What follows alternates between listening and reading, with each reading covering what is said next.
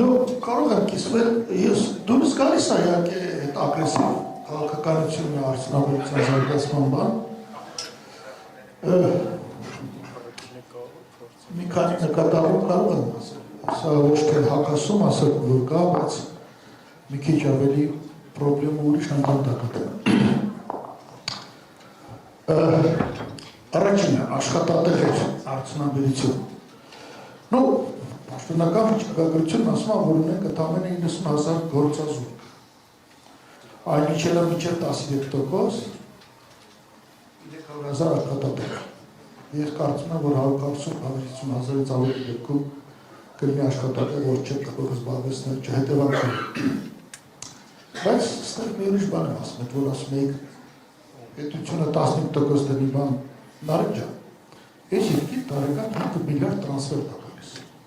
Դա պետք է ստերիլիզացնել։ Դուք հասկանում եք, փողը գալիս է, ծառայությունը ընդեղ անում, որից գալիս է։ Արդյունքում ստացվում են դոլարային բարձր գներ։ Դոլարային բարձր գների պատճառը ոչ մի չինացի ձեր պրոյեկտներին չուներ։ Բարի եղեք ստերիլիզացնել, ավելի փողը գալիս է։ Ինչ է նշանակում ստերիլիզացնել։ Կենտրոնական բանկի նախագահան եկել է 2 միլիարդ առնում է։ Դնում է ներդրումային ֆոնդի մեջ այդ փողը հետ է բերում տնտեսություն։ Եթե դուք սա չանեք, սա խոսք ենք կամրա։ Սա կոչվում է ստերիլիզացիա, այդ բանի ստերիլիզացիա կարևորագույն է, դրա համար այդ ստերիլիզացիային սուգարը ծագում է անպայման սուվերեն ներդրումային ֆոնդ ունենալու գաղափարը։ Ֆոնդ, ոչ թե բյուջետային միջոց, սա այդ մասով և պատրեմ, այսինքն սա չեմ ասում դա ճիշտ է կամ սխալ, ես ասում եմ ճամփը երևի սա կլինի։ Կենտրոնական բանկը պիտի առնի ստերիլիզացնել այդ փողերը։ Շատ լավ, հիմա ներկայացնեմ գործազրկության հետ կապված տվյալները։ Հայաստանի վիճակագրությունը մեր գործազրկությունը շատ քիչ է ցույց տալի, որովհետև հաշվի առնում այսպիսի բան։ Գործազուրկ է Հայաստանում ամայնքում այն մարդը, ով ակտիվ փնտրում է աշխատանք։ Եկեք նայենք, թե ինչքան մարդ է Հայաստանում աշխատում։ Հայաստանում կա 800,000 գրանցված աշխատող։ 3 միլիոն բնակչության մեջ ունեն 800,000 գրանցված աշխատող, 800,000 մարդ է աշխատում։ 3 միլիոն բնակչության մեջ մենք ունենք 500,000 թոշակառու, մոտ 700,000 ուսանողական կամ դպրոցական տարիքի երեխա կամ երիտասարդ, իսկ մնացողը։ Այսինքն մենք ունենք 1.8 միլիոն մարդ ու աշխատում է 800,000 մարդ։ Վիճակագրական կոմիտեի տվյալները, օրինակ ցույց էր տվել պարոն Բագրատյան, որ Եղարքունիքի մարզում 4% է գործազրկությունը։ Մոտավորապես Ավստրիայի չափ։ Ես միշտ ասում եմ, որ իրանք թվերական խեղաթյուրեն եւ այլն, բայց նայեք, sense-ն է, Ղարաբաղից եկած գյուղի բնակչությունից հետո մենք ունենք 3 միլիոն բնակչություն։ Այդ 3 միլիոնից 502,000-ը թոշակառու։ 221,000 մարդ աշխատում է պետական բյուջետային սեկտորում։ 584,000 մարդ աշխատում է մասնավոր բիզնեսում։ Միակ թիվը, որ մենք չգիտենք, ոչ մի հաշվառում չկա, գյուղում ինչքան են աշխատում։ Գնահատական այսպիսին է մոտ 350,000։ Ես համաձայն եմ թվերի հետ, բայց այդ բանը երկրորդը 0% փոքր բիզնեսի համար։ Ես այս հարկային արտոնություններին զգուշորեն է վերաբերում։ Անկեղծ ասած ես համաձայն չեմ։ Ավելին, ես կարծում եմ, որ շրջանառության հարկը պետք է ընդլայնել։ Ինչ է խանգարում մարդիկ թողարկտ տան։ Ես վախենում եմ, որ ձեր ասած կլինեն, ինչ որ անցյալ տարում եղավ Միացյալ Նահանգներում մի 30 տարի խելքի չեն գալիս։ Բոլոր խոշոր բիզնեսները կցեն կոտրատվել։ Օրինակ, առաջին Ռուզվելտի 1900 թվականի օրինակցից հետո միայն բանը Standard Oil-ը, որը առաջին նավթամուղն էր կառուցել, դրա համար հաստացավ բանը Ռոքֆելլերը, նա իր բիզնեսը բաժանեց 350 մասի եւ մարսեց 1902 սա էս կայք էս դրա համար բայց ի՞նչն է խանգարում փոքր հարկ կարող են տալ եւ ներ շրջանառության մեջ ի՞նչն է խանգարում այդ դեպքում իհարկե կուզենան անցնել միջինի որտեղ հնարավոր է որ նույնիսկ քիչ երրորդը դեղորայքը շատ ճիշտ դիտարկում է Բայց դեղորայքի գների թանկ լինելը Վրաստանի համար Հայաստանում ունի 3 պատճառ, մեկը դուք ասեցիք, բայց կան ևս 2 պատճառներ։ Առաջինը Նարեկ ջան, մենք դեղերը գրանցում ենք։ Մենք գլյուկոֆաժ դեղը խենք գրանցում։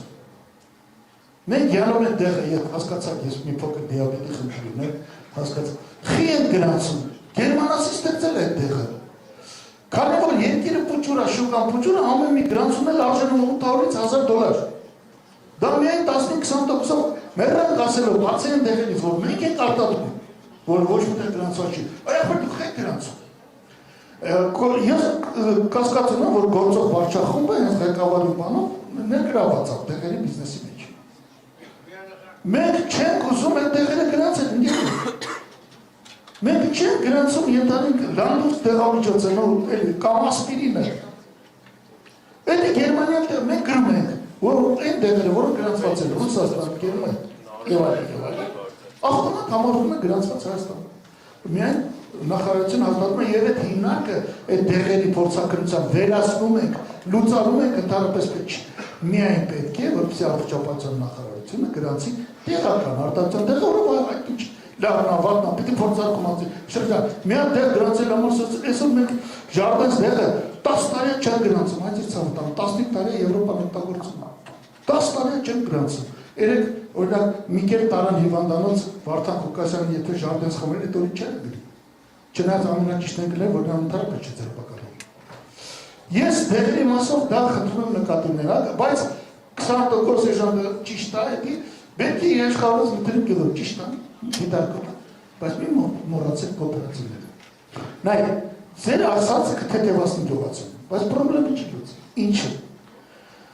Որովհետև գյուղում մի պրոբլեմ կա։ Մեր գյուղացին գործարանների վաճառում է խաղողը։ Նա պիտի գինի վաճառի, որովհետև եթե խաղողը վաճառում, ավելացած արժեքը եկավ գործարան։ Եթե գինի վաճառում, ավելացած արժեքը մնաց գյուղում։ Մեր գյուղերի հարաբերական աղքատության հիմնական պատճառը քաղաքն է։ Կամ եթե ինքը պոմիդորը վաճառում, ավելացված արժեքը եկավ քաղաքը։ Եթե ինքը տոմատը վաճառում պոմիդորի սարքած, ավելացված արժեքը մնաց գյուղ։ Եթե ինքը օսլա է վաճառում, ավելացված արժեքը մնաց գյուղ։ Եթե կարտոֆիլ է վաճառում, ավելացված արժեքն եկավ քաղաք։ Նույնն է ասենք պանիրի կաթի մասով։ Նա պետք է պանիրի հումքը վաճառի, պանիր կադրամը, մենք եւ երկրորդը պետք է կարգավորել կաթի փոշու այդ ներմուծումները։ Բայց դիտարկումը ճիշտ է, ես առնվազն իսկ գյուղում մեզ պետք է կոոպերացիա։ Ինչպես։ Օրինակ գյուղն է, արտադրում է պամիդոր։ 200 տնտեսության համար ստեղծում են պամիդորի վերամշակման ցեխ։ Ցեխն արժի $1 միլիոն։ Ասում եք ամեն մեկը $5,000 դրեք, դրա վրա պետությունը կեսը կդնի։ Կդառնա $10,000 սեփականատեր, եթե $5,000 եք դրում։ Դուք եք աշխատելու։ Սա բաժնետիրական չի, սա հայատական է։ Եվ այդ կոոպերացիան կաշխատի։ Թույլ կտակ ես պատասխանը, պարոն Բաքարյան։ Սպասի վերջացնեմ։ Եվ 20,000 մատչելի բնակարան պետական աջակցությամբ։ Ես կարծում եմ, որ մատչելի բնակարան պետք է լինի նոր ամուսնացող զույգերի համար։ Որտեղ մեր վիճակը այսպես է, մենք ունենք 10 միլիոն քառակուսի մետր բնակ մակերես եւ ունենք 3 միլիոն բնակչություն։ Մենք ունենք 33 քառակուսի մետր մի մարդու վրա։ Մեր խնդրեմն ուրիշ է։